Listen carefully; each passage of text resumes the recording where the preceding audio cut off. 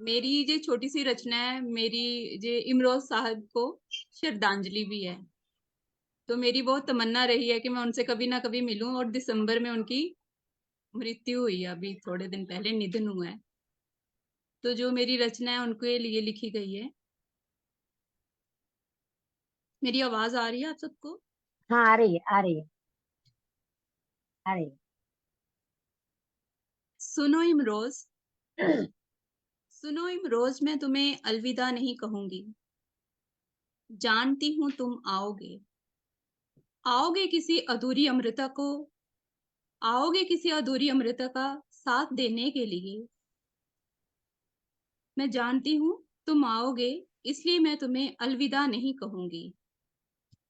कोई शाहिर हिस्से आए जा ना आए अमृता के, पर इमरोज हर अमृता के हिस्से आना ही चाहिए। होंगी जमाने में बेशक और भी मिसालें मोहब्बत की, होंगी मिसालें और भी जमाने में मोहब्बत की। तुम समर्पण थे, न्यौशावर थे, फिर किसी अमृता को मुकम्मल करने के लिए तुम जरूर आओगे। था एक जमाना जिसमें लिखी गई थी प्रेम कहानियां, था एक जमाना जिसमें लिखी गई थी प्रेम कहानियां।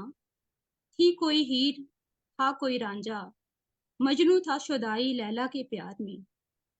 कच्चे गड़े पे दरिया से दरिया पार करती सोनी, पुकारती रही नाम महिवाल का। सुनो इमरोज, सुनो इमरोज, तुम कहानी नहीं, ना ही कोई गुटका हो।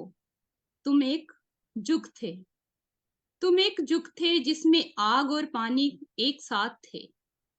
आग अपनी रवानगी से जलती रही, और पानी अपनी सफा से बहता रहा। वाह, मिलते तुम जो कभी, मिलते तुम जो कभी, तो पूछती तुमसे, कैसे हिस्से आ गए अमृता के, वाह। कैसे उसकी तन्हाई के साथी बन गए तुम। हाँ, कौन सा पुण्य था उसका, जो तुम जैसा इश्क जागती रातों का हिस्सा हो गया।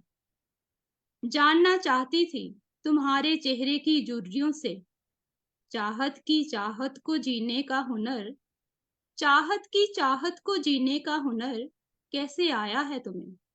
काश, काश मैं मिल पाती तुम्हें, और अमृता, और अमृता बोलते हुए तुम्हारी आंखों को पढ़ पाती।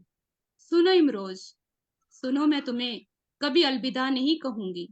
जानती हूँ, जानती हूँ तुम आओगे, आओगे अमावस्या की काली तन्हा रात में, मोहब्बत की चांदनी बिछाने तुम जरूर आओगे।